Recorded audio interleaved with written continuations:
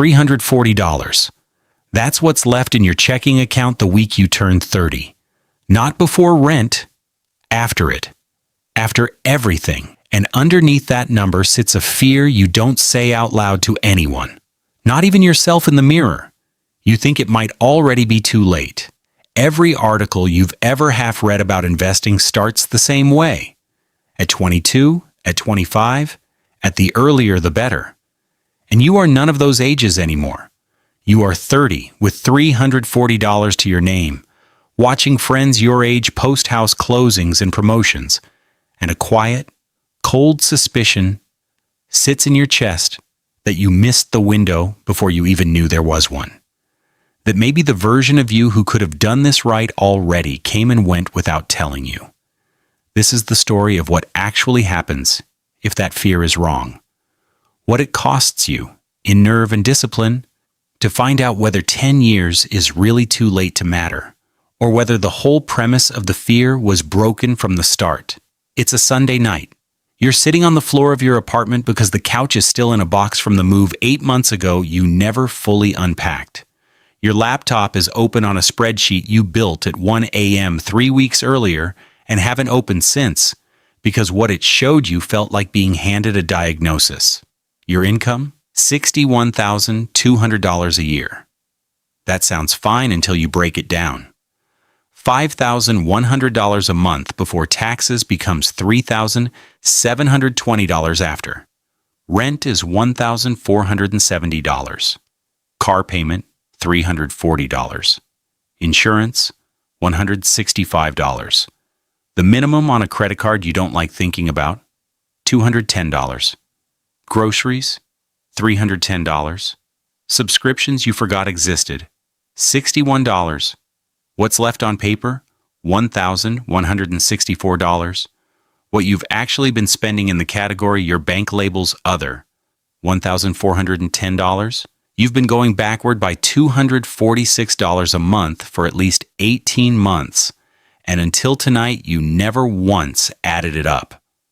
You close the laptop. You sit there in the dark with your back against the box that used to be a couch, and something shifts. Not dramatically, not like in a movie, quietly. The way a light comes on in a room you forgot had a light switch. Here's what nobody tells you when you're starting this at 30 instead of 22. You are not ruined. You are not as too late as the fear insists, but you also don't get a clean run at it. The decade everyone else got to waste money carelessly in, you don't have anymore. The math on that loss is real, and it's worth sitting with for exactly one night. One night. Because here's the other half of the truth. You're also not 22. You're not earning a part-time wage with no idea how compounding actually behaves. You have a job. You have a skill people pay for. You are capable of earning more next year than you did this year. And you are old enough, finally, to stop lying to yourself about what the numbers actually say. At 30, if you invest $550 a month and average a 9% annual return in a diversified index fund, you will have just over $1 million by 60. That's not motivation. That's not a sales pitch. That's arithmetic, sitting quietly underneath every decision you make from here forward, whether you look at it or not. But $550 a month requires the part almost everyone skips.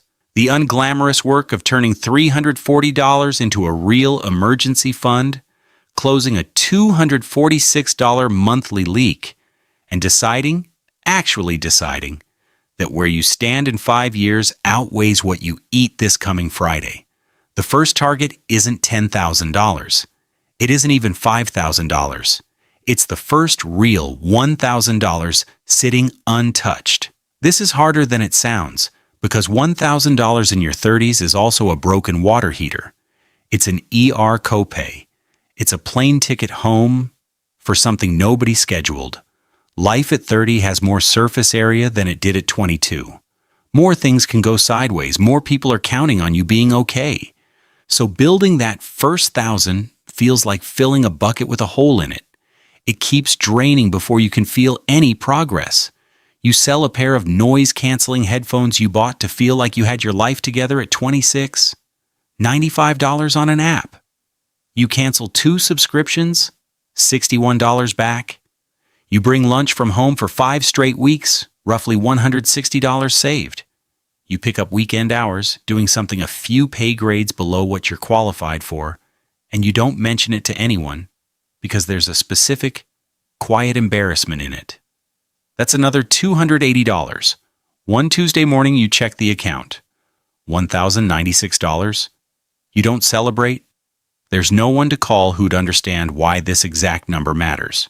But something small and solid settles in your chest that wasn't there a season ago. Proof that you can actually redirect something that's been sliding for years.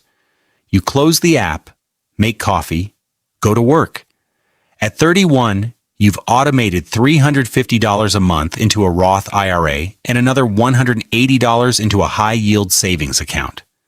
You never see the money move. It leaves before you're awake enough to talk yourself out of it. You live on what's left. It's tight. It holds. Then, on a Thursday in January, your refrigerator dies overnight, quietly, no warning, just a puddle on the kitchen floor, and everything inside gone soft by the time you notice.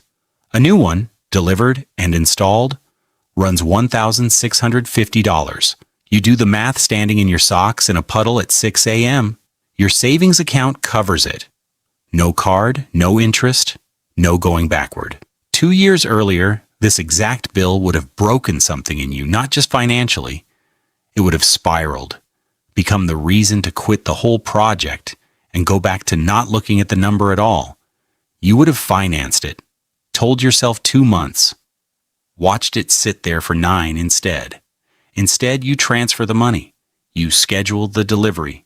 You feel something specific standing in that kitchen. Not happiness, something steadier than happiness. You rebuild the fund over the following 3 months. You don't miss a single transfer doing it. Something happens at 32 that has nothing to do with your account balance at all. We'll come back to that. First, the market drops 21% over 5 months. You watch a number you've been quietly proud of shrink in real time. You check the app daily for the first 10 days. Then you make yourself stop. You keep contributing anyway, buying shares at prices that feel wrong every single time. You don't sell. By November, it's recovered, like the drop never happened, except for what happened to you in between. Because that same October, standing in a hardware store needing a replacement space heater, you're holding 2 models. One's $34, one's $98. 3 years earlier, you'd have grabbed the cheaper one on Reflex and moved on. Instead, you stand there running different math. You'll use this thing every night for 5 months a year for years. The $98 one has a 10-year warranty and doesn't smell like burning dust after 20 minutes. The cost difference per year of use is almost nothing. You buy the $98 one, you carry it to the car and sit there a moment, realizing something quietly. You're no longer deciding in a 30-day window. You're thinking in years, not because you're forcing yourself to, but because it's become instinct without you noticing it arrive. That's what actually happens at 32. The wiring shifts with no announcement. And that invisible, unglamorous shift is worth more than any single tactic in any finance book you'll ever read. At 33, your company announces layoffs on a Wednesday afternoon. By 4 p.m., the office Slack has gone quiet in the specific manner that only means one thing. People are in side-channel messages. People are quietly updating profiles. You go home and run the actual numbers instead of guessing. If you lose the job, your savings covers roughly 4 months at your current spending because you've been tracking it closely enough to know the figure exactly. Your portfolio is a deeper layer under that if it comes to it. You are not safe, but you are not one missed paycheck from collapse like you were 3 years earlier. The cuts land 9 days later. 14 people. You're not one of them. 2 people, 2 desks over are. Watching them carry a box to a car on a Thursday morning, you feel something complicated. Relief you weren't chosen, guilt for feeling relief, and underneath both, a cold clarity that this will happen again. To you or to someone close to you, and the only real defense is months of runway that a number in an account can buy. You move your emergency fund target from 4 months to 7. You don't touch your investments to get there. Later that same year, your friend Devin leases a Range Rover. Black, fully loaded, $1,140 a month for 4 years. He doesn't mention the number. He calls it basically free and changes the subject faster than the topic requires. You've done enough of your own math by now to know roughly what that actually costs him against what he makes. And the two figures side by side tell a story he hasn't let himself read. Riding in it once, on the way to a mutual friend's birthday dinner, you feel the pull, the quiet in the cabin, the doors that shut like something engineered to feel important, the small thrill of being seen getting out of it. A voice in you says, "You've been disciplined for years. Doesn't that earn you something too?" You notice the voice. You don't argue with it, and you don't shame yourself for having it. You just let it pass, noticing it, like you'd notice weather changing, because desire isn't the problem. Desire on a schedule is. The real question was never, do I want this? It's what this costs you in time, in options, in the future you're actually building. That lease, run out fully, cost Devin north of $54,000 for a vehicle worth a fraction of that the day the last payment clears. You get out and walk to your 10-year-old Corolla with the door handle that started sticking in the cold, and what you feel takes a second to name. Not envy, not deprivation, something quieter, clarity. The specific feeling of knowing exactly what you're doing and why, even when nobody else at that dinner table would understand it if you tried to explain it out loud. Your portfolio crosses $45,000 on a Tuesday morning in May. You're at your desk between meetings, checking the app the way you check it most days now, and not obsessively, just out of habit, the way you'd glance at something you've been watering to see how much it's grown. It reads $46,200. You go back into the meeting. You eat a sandwich at your desk an hour later, but the number sits with you all afternoon like a low, steady hum. This is the first figure that feels structural rather than exciting. A foundation poured and cured that can now hold weight, with everything after this stacking on top of it. This is the entire reason starting at 30 instead of 40 mattered. Foundations need time to cure, and you gave it the time. At 36, something reshapes what wealth actually means to you, and it has nothing to do with a chart. Your father calls on a Tuesday evening, careful in the way he sounds when he's rehearsed what he's about to say. His truck failed inspection. The transmission, not the small kind of failure. The kind a mechanic explains slowly because he already knows how the number's going to land. The repair quote is $3,400. He's been putting off calling for a week, he admits, hoping it would somehow cost less by the time he worked up the nerve. He's sorry to even ask. You tell him not to be sorry. You tell him you've got it. You hang up and sit there with the phone in your hand for a minute, thinking not about the $3,400. That part is simple. You transfer it the next day without touching a single investment. But about what you just said. I've got it, said without hesitation, without the silent math of which card, how many months to pay it back, what you'd have to give up to cover it. 4 years earlier, helping him would have meant debt, and a quiet shame about being a grown adult who couldn't absorb a family emergency without sliding backward himself. This time you just helped. And that, not the account balance, not the automated transfers, not the spreadsheet that finally made sense, is the first moment you understand what any of this was actually for. Not a number. Capacity.